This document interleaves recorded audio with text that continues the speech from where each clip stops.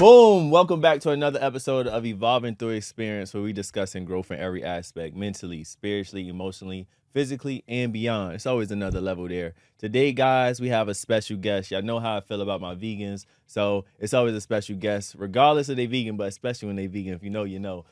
Today we have Queen Jade. How you feeling? I'm feeling amazing. Thank you. Nah, for sure. I'm glad to have you here. She is one of the top owners of one of the top vegan restaurants in Atlanta. Because they named it after her, but they ain't cutting no checks, so we can't really tell. So if you know, you know. So I want to dive right into it. Obviously, you know, evolving through experience. I met you at your restaurant. It was a dope vibe. We had a conversation about your story, and I think that's obviously going to be helpful for the world. Not even think, I know it's going to be helpful for the world. Other women out there, even males too, I'm sure could take from your story. So I want to dive right into it. Let's start with childhood. I just want to know, because everything starts with childhood. So I want to dive right into it, starting from there. Absolutely. So my childhood was very traumatic. My mom had me at 15, 16. She struggled with addiction. My father was pretty young. They met that day and they conceived me. So I really believe that I'm here for a purpose. For sure. My mom struggled with addiction, went to jail a few times. Father, not very present in my life. Okay, we're gonna go into that a little more, because I know you said a product of like you said, they met the first day they met, they had you. So from you knowing that, obviously I know you figured that out later. Let's go into that a little more. How did that make you feel? And then obviously we'll talk about overcoming, because it's a lot of people out there that may be products of one night stands, but that doesn't take their value away. And like you said, you're here for a purpose, and I want them to know they're here for a purpose, even if it may seem like it just happened and it wasn't meant to happen. It definitely happened for a divine purpose. Absolutely. So I'm a birth worker, and so I study birth, and conceiving is hard. Conceiving is not something that just happens easily. So as a child, I feel like I've always known that that moment was very special. The odds of that was just crazy. So I never took it a negative way. I always took it a positive way, like I was here for a purpose. Because my father didn't want me, my family didn't want me. They asked my mom to get an abortion, but my mom was like, no, I'm keeping this child. And for her to be like, not as an enlightened being, but still making that choice and still being in tune with her body to know like, no, my child deserves to be here at 15, 16 years old is like, it's monumental. So that being said. When did you find that out? As far as like how it happened, how you were conceived on a one night stand. Oh, my parents were always very transparent. That's Okay. one thing. So they That's never lovely. hid that from me. They've always shown me what the world really was. Do you feel like it's a perfect age to tell a child that? Especially because everybody is not enlightened at 15, 16, and obviously we'll go into how you got there. But when do you feel like it's a right time? Absolutely. It depends on the child. It depends on the parenting style. I would be honest with my child at a young age. Once they can like understand and start asking those questions, then I would get them hip. But it's a way to do it. I would do it artfully, and I wouldn't just tell them like, you're an accident. Yeah. But like, no, you're a very special child. You were put here for a reason. And then later on get into the details. Got you. Okay, so let's talk about the relationship. Obviously, I know you say your father was in and out, or he was just gone from day one after. He was in and out. He tried to be present. He tried, but he was young and he was building his own life. Yeah. So, I mean, with that being said, he wasn't as present as he really could have been. So when you spoke to your mom about this, what necessarily made her, if she mentioned it, made her know like, I'm keeping the child, and then even like figuring out how to raise you, especially as a child herself? That's a great question. I think it was just something that was within her. I really feel like spirit was within her and really convinced her like, no, this child is here for a purpose. Yeah. And even to this day, my mom is like, you are the heart of this family. And I'm one of her most prized possessions, and she has 5 children. But I hold a very special place within her heart, and I'm one of her only daughters. So Yeah. That's what's up. Okay. And then what about from your father perspective? I know you said he was young trying to figure out his own life. Did he ever come back and explain like why he wasn't present outside of that? Obviously without justifying it, but still just hearing his reasoning. Absolutely. So my father he's from DC, and he was in the streets a bit, getting into things he shouldn't have been getting into. So he was very distracted. And, you know, if you can imagine, 17-year-old man, you know, he has a lot of distractions. You're in the inner city. His parents were well off, but that lifestyle didn't appeal to him. The streets called him, so that's where he was. But with that, I think going to jail. He went to jail, and I think he was in jail when I was born, or like around that time. Okay. And then once I have a sister who's 6 months older than me. Okay. So he was on it. From his side. From his side. Okay. From his side. So once he had daughters, I feel like something just struck in him, and he was like, all right, I got to get my life together. And so he started getting his life together. Okay, we definitely gonna go into that too, because that's evolving right there. But going back to your mother real quick, I know you said she struggled with had drug addiction, obviously. Yeah. So did she ever mention? Obviously, I know she was already transparent. Did she ever mention what caused that, and what was the experience that eventually got her off of it and made her like want to change that lifestyle up? She never mentioned it. However, I think it was her relationship with her mother. She didn't have a good relationship with her mother, so without that nurturing energy, she was just in the streets, and she did what she did. Yeah. My grandmother has all boys and then her, and my grandmother never really nurtured her, gave her that love that she really needed, and she prioritized men majority of the time over other things, like her children. Yeah. So I think that led to her feeling how she feels. She was also abused, raped, molested herself at a very, very young age, like 13. So it's just a sad cycle that continued, and I'm here to break it. Yeah, facts. I'm glad you said you're here to break it, because that's the biggest thing. So with that, when was her process of actually going to get help? To be honest, she's still struggling. She's still struggling, but you know, every day's a process. She doesn't do hard drugs anymore. It took her getting to rock bottom, like her in the hospital. I was like 11th grade, and I got a phone call, and her body just shut down. She was in Colorado. I had to go visit her in Colorado, and she's literally on her deathbed. All the family is literally like coming from all across the country to go visit her. We get there, and she has holes all in her body. She's like a literal different color. Like, she's purple. Like, legs are black. And doctor was like, yeah, she might not make it. And at that point, she was diagnosed with pulmonary hypertension, so high blood pressure in the lungs and the heart. And they were like, she needs a new lung and a new heart. And so we didn't think she was going to make it, but the love and the energy of like us all coming together, I really feel like inspired her growth from that point. Beautiful. And so she started switching up her lifestyle, started putting herself in different places, environments, where she then got rid of the hard drugs, and now she just struggles with a little bit of alcohol. But it's a journey for her. Yeah. That's a beautiful journey still. That's a beautiful journey still, because a lot of people would have, like you said, the way you described it, a lot of people would have made it through that. Absolutely not. Yeah. Her heart failed like 7 times. Like she went into, I think, cardiac arrest, or she had seizures, or her body just shut down on her. But with that being said, I feel like I've inspired her through my vegan lifestyle, because once she was diagnosed with pulmonary hypertension and she started seeing the way I live, it inspired her to start transitioning to being more plant-based.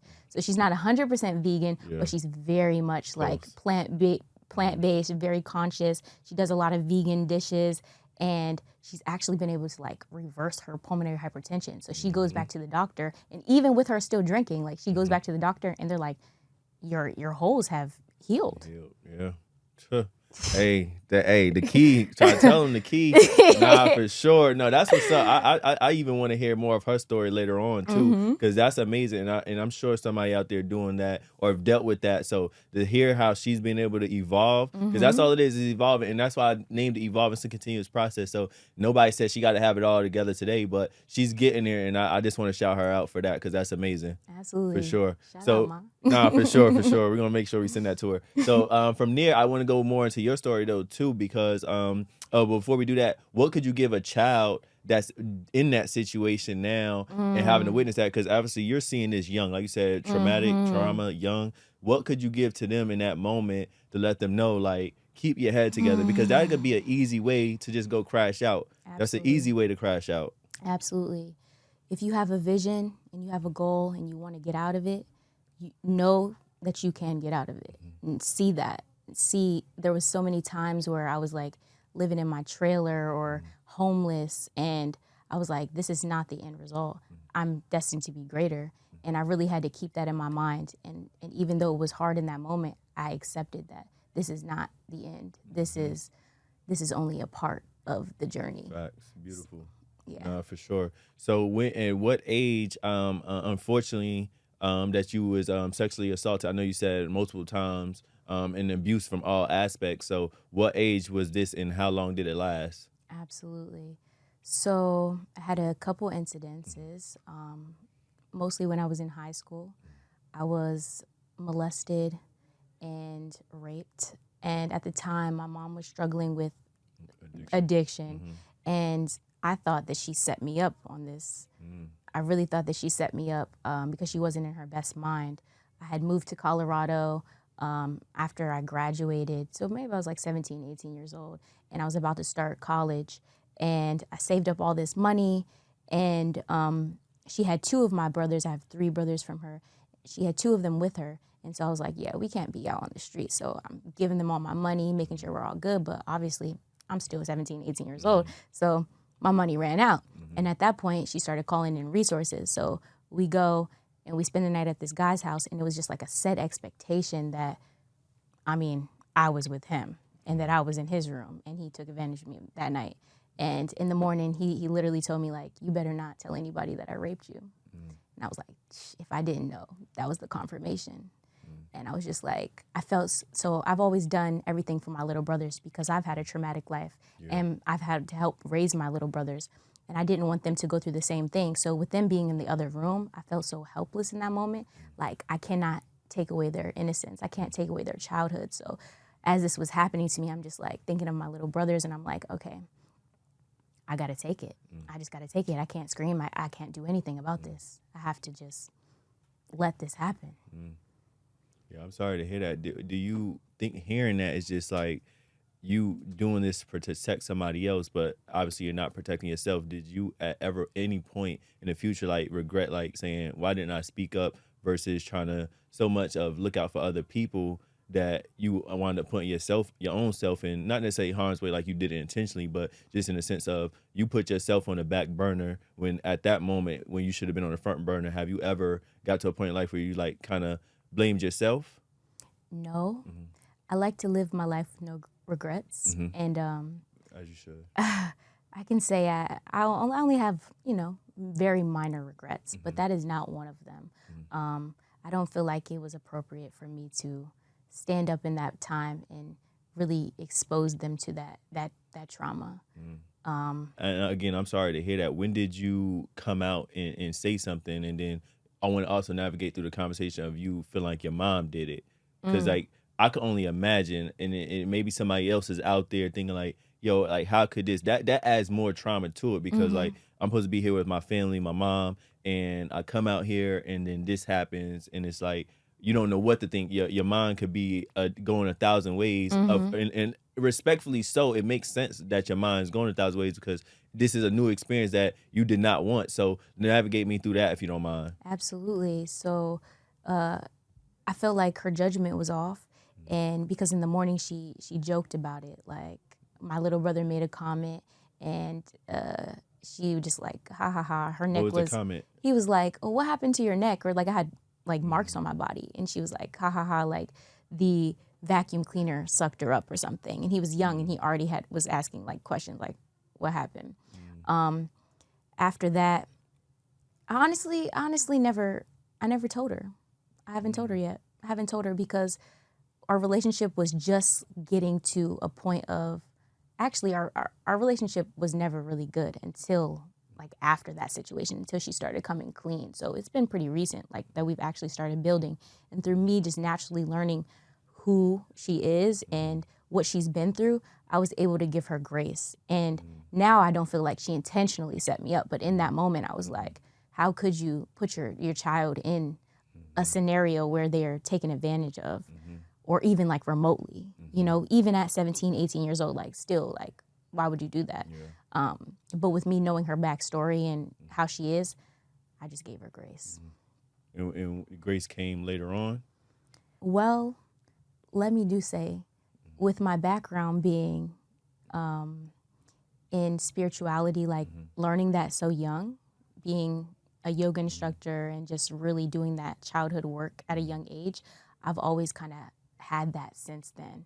At that moment of 15, when everybody else was, you know, into boys or music or whatever, I was living under a rock and I was studying, doing my shadow work, doing my healing. Eternal, yeah. So when it came to that point, I had already had that grace to give, and I had already worked through that in some way, shape, or form. Because I always think of it like, I never blamed my parents for what they put me through because they're going through their own independent journey themselves. And it's like, who am I? Like, I'm just a part of it. So it's not about me, even if it's about me. You know, it's always about what they're going through. So I always just, you know, was able to take a step back and know that it wasn't personal. No, for sure. And I hope a lot of people can get to that mentality, that spirituality as well, because that's more than just mental right there, to obviously have that at such a young age and at any age to really find peace in pretty much all things, regardless, like you said, not living with regrets. It takes a different level to get there. And I hope everybody is willing and wants to get to that level. And I truly think people want to get there. They just don't know how yet. And I think these type of conversations are the resources to show them that it's possible, and also the steps on how to actually get there as well. Not just to show them it's possible, but to show them how. Absolutely. So yeah, I want to just go in a little more too regarding that. So walk me through as far as you actually obviously going to the yoga studio, not knowing about it, and actually walking into this spiritual enlightenment. Absolutely. So I've always been pretty adventurous and outgoing. So I was taking a walk one day and I was in a small town and I stumbled upon a hot yoga studio. It's called Hot Yoga on Main. And I walked in. Shout out to them. Right. Shout out to them for my spiritual journey. Thank you. I walked in and they were like, first yoga class free. I had never even heard the term yoga before, but I was like, oh yeah, this is me. Open-minded. Yeah. Yep. So I go back home, tell my grandmother, and my grandmother's like my best friends, both of my grandmothers. And I'm like, we got to go to this yoga class. Our first class is free. So she came with me and we did this yoga class. And from the moment I stepped on the mat, I lied to you not, I felt like home. I felt like, I don't know what this is, but I know that some way, somehow, this is me. And I looked at the yoga instructor, and the yoga instructor, she was just so powerful and she was so sensual, but she did it in an artful way. And I was like, one day I'm gonna be that. And so that inspired my journey to become certified in yoga for kids and adults. Okay, bet. No, I love that. So how often do you host classes? You host classes or? I do private and corporate events. Private and corporate events? Okay, and how long has that been? I know you said so. So it's been about like 10 years. 10, okay. 10. Yeah. Well, it's been like 11. 11. Okay. 11. Bet. Hey, well, congratulations. That's super dope. I'm gonna have to get an event too. I had a yoga event too with somebody else I had on here. She's also a yoga instructor. So we had an event, and I obviously see the benefits of it. I need to do it on a weekly basis, but yeah, we're gonna get there. Absolutely. It's a journey. So let's talk about as far as this. So as far as you, before I transition to the next topic, I want to ask you, so as far as this experience of you having obviously these experiences young, did that ever affect you in any way of decision making of actually wanting your own children? Yeah. Okay. So growing up, I never wanted kids. I used to tell people like, nah, I don't want no kids. I don't want to be married. I just want to give my brothers a good lifestyle. This is before you healed. Yeah. Okay. Yeah. And I knew that it was a problem. So I challenged myself because I didn't like kids, actually. I really didn't like kids. I was like, oh no, kids, absolutely not. And so that challenged me to get my certification to teach kids yoga. Okay. So once I started dealing with kids, I was like, okay. It's not too bad. It's not too bad. I like these kids, but I still didn't like kids. Got you. And then as life evolved and I really understood the value of family and a healthy family structure, I was like, okay, I can have kids if that's really what I want to do. Yeah. But my own trauma, I always knew that there was a problem that I had to solve for. And I didn't want to perpetuate the same cycle for my offspring. So I said, if I'm ever going to have a child, then I need to heal me. So that led me to going down this path of learning parenting and maternal health and reproductive health and just really getting conscious within my body. And that's when I found my passion for birth work. Okay. And just being a vessel in that realm. Beautiful. And what's the biggest lessons or biggest, they don't even have to be lessons, just biggest takeaways that you've learned from actually like studying birth work that you could give another woman, or just a male too, that's, like I said, building a family or whatever it may be? What is something you could give them to let them know it's possible, or this is the way to do it, best way, or whatever? Absolutely. I would say whatever you want, whatever outcome you want, it starts in the mind. I think that in this Western society, we often associate birth with pain and trauma, and we see it in media and pop culture, and it's like, it's trauma filled. So when we think about birth, we then go there in our mind. So then we create trauma filled experiences with birth. And so if you want to rewrite that narrative, we have to really condition our bodies and rewire our minds to think of birth as being something positive and something that can be euphoric. Like there's such thing as orgasmic births where women can really tap into their essence and have full body orgasms while giving birth. And it's like, this information isn't common. Yeah. You wouldn't know if you wouldn't know. Study, yeah. Exactly. So I would say that whatever outcome you want, it's achievable. And honestly, it's like you have to be very in touch with your intuition, because even the doctors will try to set you up. And you would think like they're the professionals. And everything. Exactly. Yeah. Like they're my professionals, I should trust them. But no, baby, you should trust your heart, trust yourself, and get that knowledge, and get your advocators, get doulas, get midwives, really seek those educators to give you all the knowledge before you dive into the Western realm. Yeah, agree. And I'm glad you said that, because that just made me come up with some new another question. So with that being said, what is a book, or like you said, I know you said studying, but what is a book, or where would somebody start? Because if you're just having a child for the first time, it's no guide to parenthood or having a child. And like you said, most of the time people have children, and sometimes it's expected and sometimes it's not. So everything is moving so fast. Life is moving fast still. So what is something you could give somebody, or book wise, to let them know, like, this is where you should start, to let you know, like, don't just trust the doctors, because here you just going in, you just like, I don't know what to do. You just looking for guidance so you could be more receptive to what somebody else say, because you have no blueprint, no foundation. So what is a foundation that they can build, whether that's from a book, whether that's from a TV show, I don't know, but what can you give them? Absolutely. Any of Queen Afua's work. Okay. Any of sure. Queen Afua's work. Reproductive Injustice is a good book to start with. I would start there. I got to get her on. That's gonna happen. We putting it out there. I'm gonna get her Queen on. Afua? For sure. Absolutely. For sure. Absolutely. Like I said, we cover all aspects: mentally, spiritually, emotionally, physically, and beyond, because it's always another level there. So for sure. So let's go into it. I know the marriage though. So how did this come about? And then we're gonna talk about how cycles repeated, because obviously I know what happened with your marriage, but let's talk about that too. Absolutely. Okay, so I feel like throughout my spiritual journey, I've got a lot of things right. However, I always struggled with relationships. And I've been fortunate enough to have really good, meaningful relationships as it relates to men.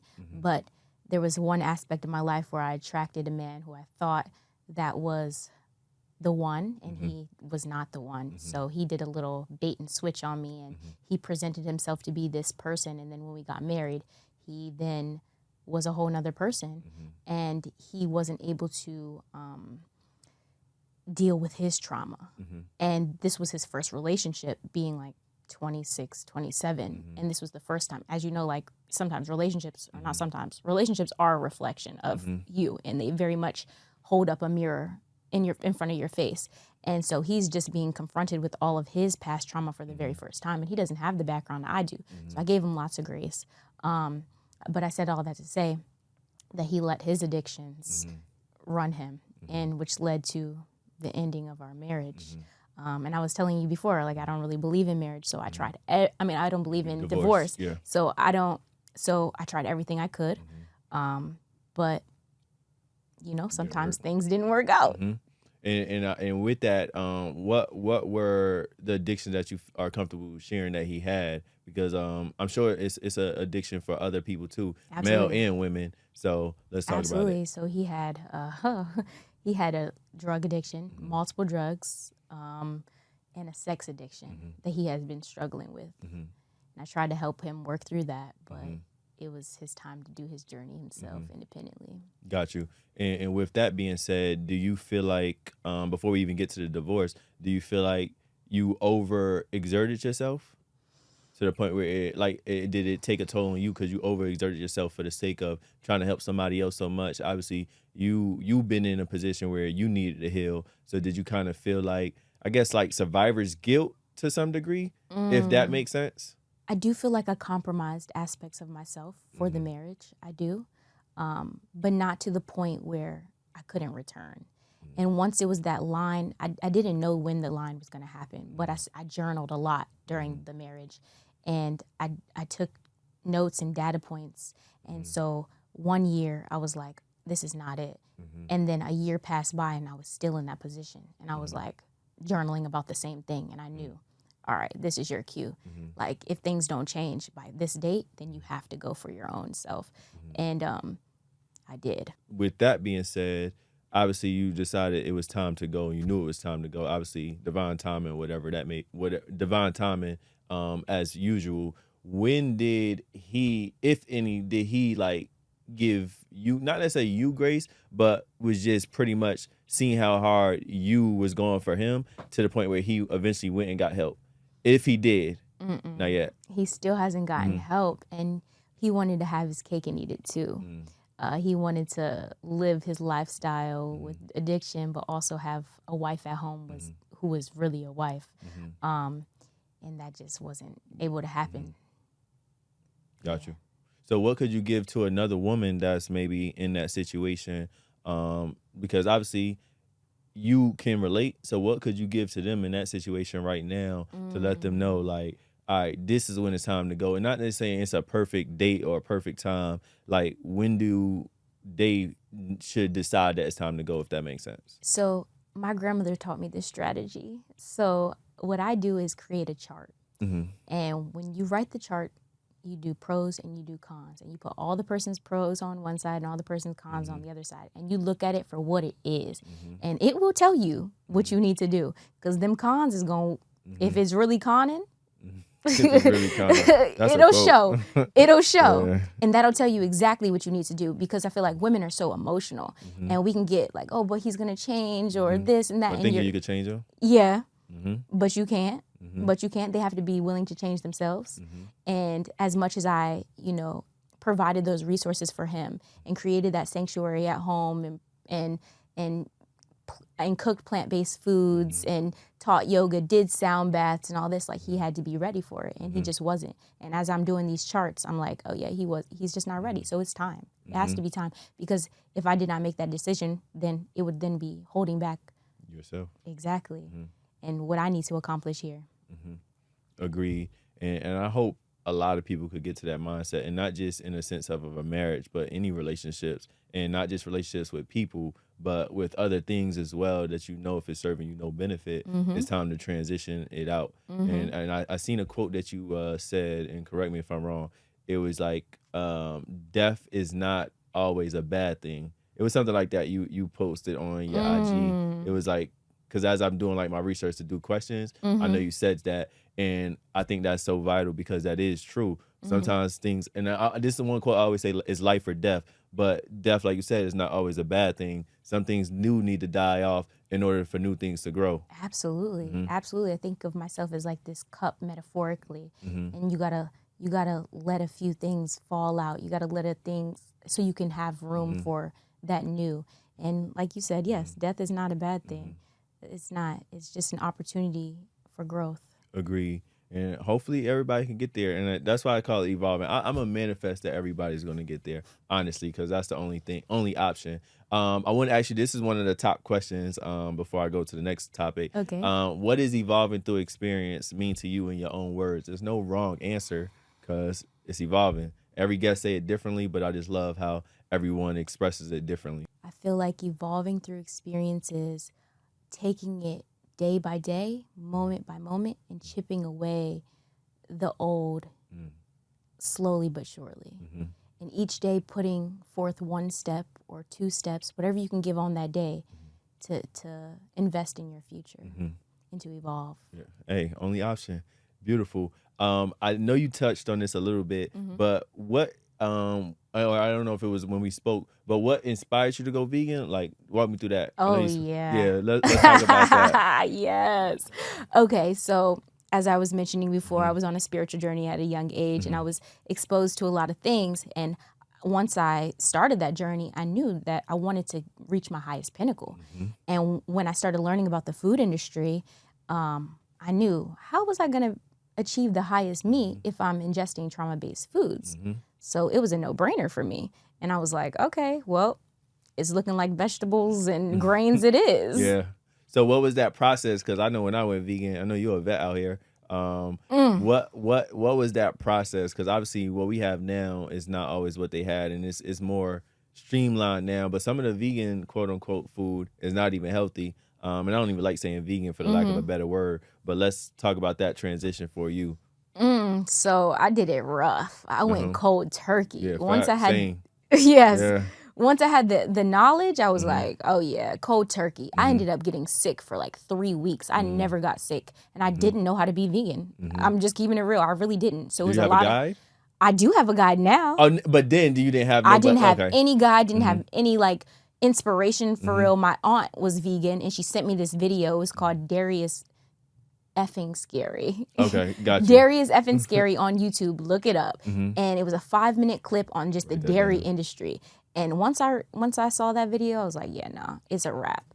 And I didn't know how to be vegan. I was eating bread, carbs, whatever, got sick, had to do a lot of trial and error, but we made it through. Facts. Hey, that's the biggest thing. So what could you give to a new vegan that's just starting? Like, where do they start? Whether that's cookbooks, but then cookbooks could be overwhelming for somebody that's brand new to veganism. So what could you give them? Okay. I'm not considering myself new no more. So can't start with me. I would say find your substitutes. Find your healthy substitutes. What can you replace certain things with, like butter?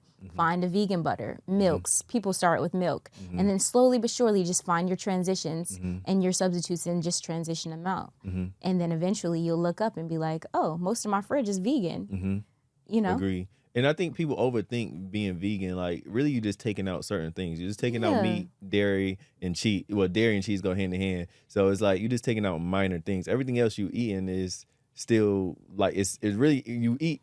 If you eat regular food, quote unquote, you still eating vegan. You just taking some things out. So I think people overthink it. Yeah, they think it's limiting, but they're not thinking of the plethora of things that we actually have at our disposal. Correct. Like, I feel like being vegan has opened me up to the world so much because we get introduced to so many new cuisines, Asian, Indian, Thai, whatever, Jamaican, and we're forced to go experience different cultures and cuisines and fusions. I be going crazy when I go to new vegan restaurants. So I can't control myself. I just start buying extra stuff. I'm probably the last week, like over the last few days, within the last week, I probably tried a new vegan restaurant at least daily. Like, and then the other day, I actually went to 2 new vegan restaurants that I wanted to try. And then when I landed back, when I was in New York a few days ago, so I was hitting like Uber Eats and everything. And I was just like, no, this is getting ridiculous. But it just be like that because I'm not new, but I'm new still. So I just be trying everything. So let's talk about traveling though. So what opened you? Obviously, you was open-minded, obviously from a very, very young age. So what got you into traveling? I think as a child, I traveled so much. I was an army brat, so I never stayed in one place for longer than a year. So who was in the military? My stepfather. Oh, your stepfather. Okay, okay. So after the fact. Okay. So let's talk about that relationship because I didn't even know that definitely plays a role. So how was that impactful for you impactful. I was gonna say not, and then also like the negative sides, but I don't believe it's no negative side. It's just all lessons. So let's talk about that. Yeah, I always feel like the world raised me, Mm-hmm. and I was fortunate to have been introduced to my step parents at a young age. Mm-hmm. So my stepfather came into my life about 4 years old. My stepmother, same too. So I mean, it was just bonus parents. Mm-hmm. He was in the military. We traveled a bit with him.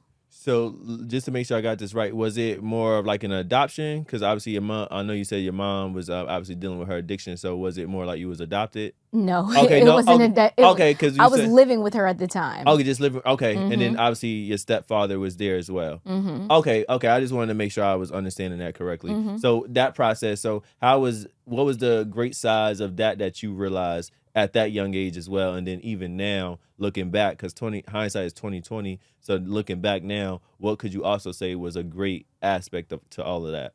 A great aspect to what exactly? As far as having a step parent, and obviously, because I know with your situation being a product of a one night stand, now it's like, all right, now I have a stepfather, and I have a real father, and I have my mom, and things of that nature. So from there, I feel like it was a blessing because I knew that my parents couldn't give me that like traditional maternal and paternal love. So I feel like God put my step parents in my life to kind of like fill those gaps, and they all did their part, and they all played a role in helping raise me. No, beautiful. And if this was the case, has your mother or even your father ever told you how much you've helped them versus vice versa as well? Because obviously, you being a young age, this level of wisdom is gonna pour out without you even forcing it. So have they ever came back and mentioned that to you in any aspect? Absolutely. They tell me that frequently. They do. They tell me that. But like I can see how. I can see why, yeah. Yeah, honestly, it's just I live my life, and one of my favorite quotes is "Be the change you wish to see in the world." So I just be the change. I be what I want to, what I want to invoke into the world, and what I want to spread. And so with that, they've seen me living my life. They've seen me overcome things and achieve things, and they're like, "Kudos to you." Yeah. Kudos Inspiring. to you. Yeah. Yeah, for sure. No, that's good. And I think and that's part of evolving right there. Not just necessarily having to live with our own experiences, but witnessing other people's experiences is an experience itself that allows us to grow and evolve from all aspects as well. For sure. What's your favorite country that you've been to? Whew, favorite country. Surprisingly, I love the UK. Okay, surprise. Why you say surprisingly? I've never been in the UK. Because when I started traveling, I was like, I don't want to go to Europe. What? Yeah. And then I got there and I was like, oh, I like Europe. Yeah. I really love They got Europe. a lot of vegan options? Yeah, London. When I was in London, they have some vegan options. I was like, okay. A lot or just some? No, a lot. Okay. A lot. I had some really good experiences in London. It's definitely one place to travel to get your vegan eats. Bet. For less. sure. I'm greedy, so I'm gonna have to go over there. I need that for sure. Okay. What's some books outside of the one you just mentioned by Queen Afua that's truly also helped you from before that you may have read when you was younger, and then a recent book that you've read when you got older that's both had huge impacts on you? How to Heal Your Life by Louise L. Hay. Okay, I gotta write that down. Yes. I've taken that book with me throughout my life. And the Four Agreements. The Four Agreements is like a staple. And I feel like we brush upon that and that's thrown out so much. But so many problems can be alleviated if you just go back to the Four Agreements. Simple. I feel like those books have really helped me.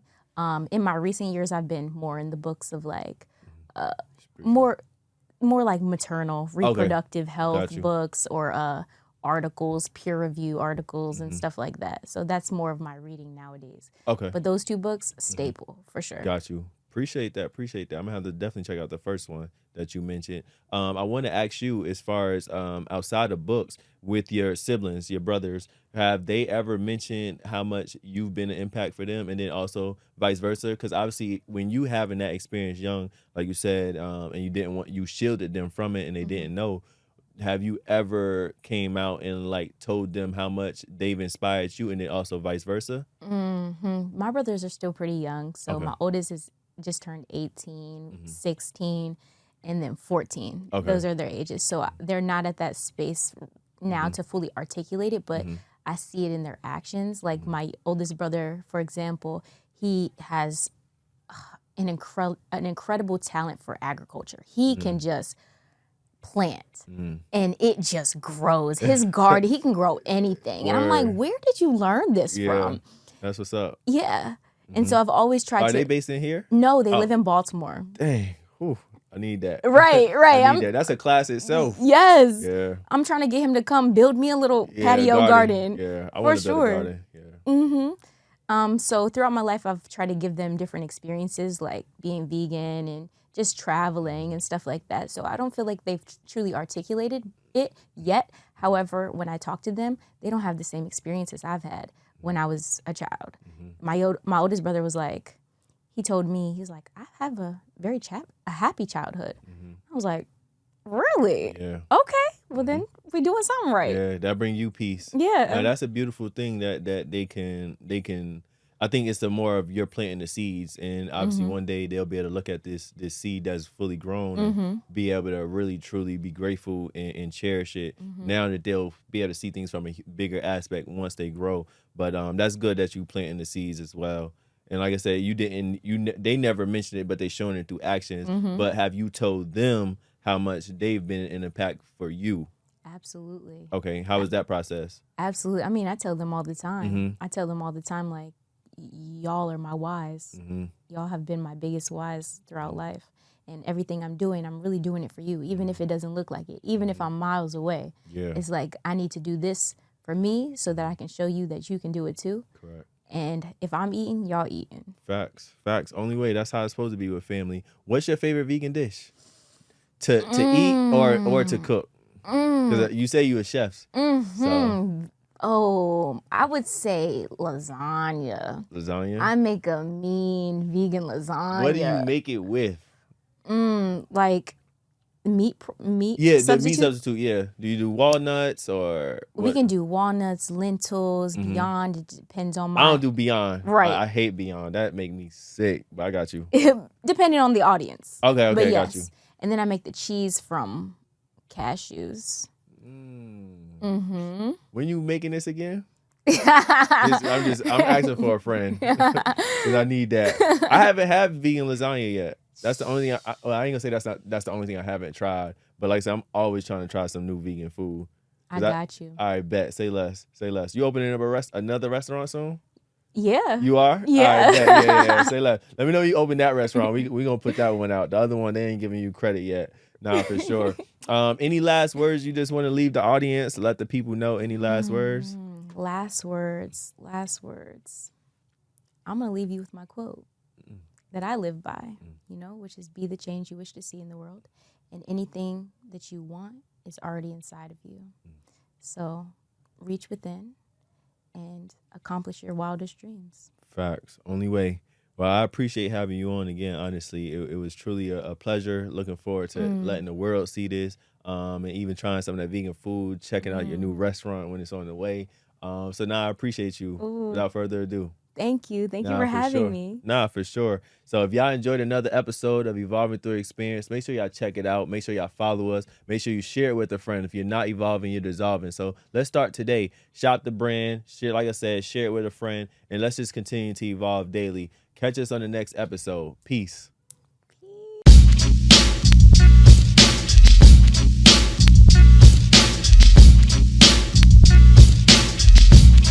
I'm a bad bird.